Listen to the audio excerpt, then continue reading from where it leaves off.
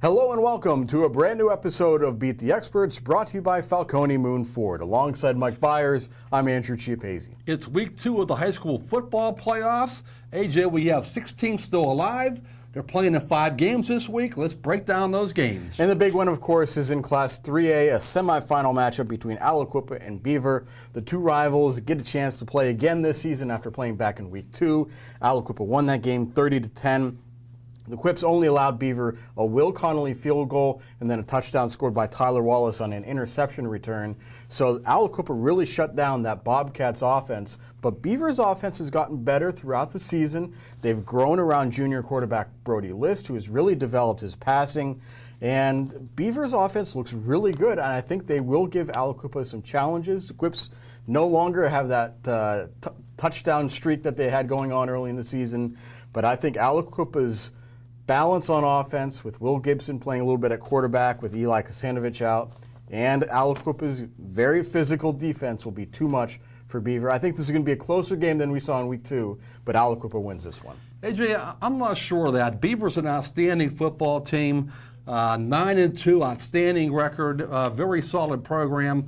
I'm just not sure if they match up very well with the Quips. You know, this past week when Beaver blew out Elizabeth Forward, they had 408 yards of total offense. But when they played the Quips back in that second week of the season, they had 77. They had a hard time getting their offense going. It was 30-10. I'd be surprised if it's that close again. The Quips right now are on a mission. They're on a roll. I know they had a little tense moments against South Park last week, and their quarterback, Eli Kasanovich, is out with a broken leg, but I think the Quips are going to roll. Meanwhile, in the other Class 3A game, it would be very interesting as well because we have a rematch there because Quaker Valley is taking on Seton LaSalle. They played just a couple weeks ago. Quaker Valley won that game 42-7. Unlike my Aliquippa Beaver prediction, I think this game is going to remain a blowout for Quaker Valley. The Quakers just look fantastic right now. They hung 51 points against a very good Dairy team last week. That offense is spectacular behind quarterback Ricky Gus. They may put up 40 points against Seton LaSalle this week. Yeah, and you know something, AJ? I spent some time at Quaker Valley last week at practice, and I covered their game when they blew out Dairy. And I was talking to Ricky Gus and Andrew Seymour and even Jerry Vescio, the coach. And I told those guys that I'm almost equally as impressed with their defense as their prolific offense. And here's a case in point, okay? Seton LaSalle running back Thomas Deans leads the WIPIO with 2,058 rushing yards, okay? When they played Quaker Valley 2 weeks ago, he had 29. So, AJ, I agree with you. I think this is Quaker Valley's game to win pretty handily. In Class 2A, Riverside takes on number 12 seed Avonworth. These two teams met in the Class 1A playoffs about 3 years ago, back when the Riverside seniors were all a bunch of freshmen. And Avonworth won that game, and the Antelopes won last week against number 5 seed Charleroi. So the Antelopes are feeling pretty good right now, and maybe this might be an upset pick for some. It's not an upset pick for me. I really like Riverside and the way they're playing right now. They had an almost perfect game against Fraser last week. I realize the Commodores aren't that great, but 34-0 win for Riverside. Did well on offense, shut out on defense. I think we might see something similar this time around. I think Riverside is going to be very good against Avonworth. AJ, I don't think this Riverside team is going to lose to a team with a losing record. You know, give credit for Avonworth for pulling off an upset last week, a 12 seed being a 5 seed.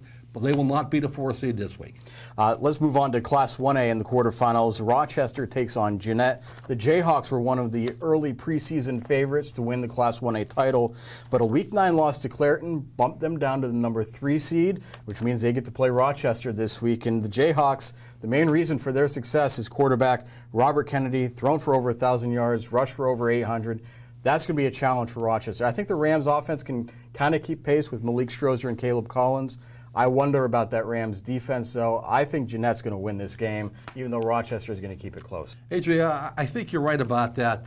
It should be a pretty good football game. You know, Jeannette's one of those teams that was in the 3-way tie in the Eastern Conference with Clairton and Imani Christian. Jeannette actually blew out Imani Christian 54-36, but like you said, the last week of the season, they lost. They were blown out by Clairton, so should be a good football game, but I think their quarterback for the Jayhawks give them a slight edge in this game.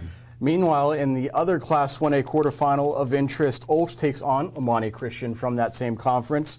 There could be a lot of points scored in this one. Imani Christian is averaging 43 points per game. Olsh is at 37 points per game. They both have two great quarterbacks. I think there's going to be a lot of points scored, going to be back and forth, but Imani Christian has a little bit tougher schedule. They played Clairton and Jeannette. They played California earlier this year. Rochester is probably Olsh's best opponent so far, and I think that Imani Christian is going to use that to their advantage. Close game, high-scoring game, but I think Imani Christian is going to win this game. You know what? Imani Christian scores a lot of points, like you said, 43.3 points per game. This could be a shootout.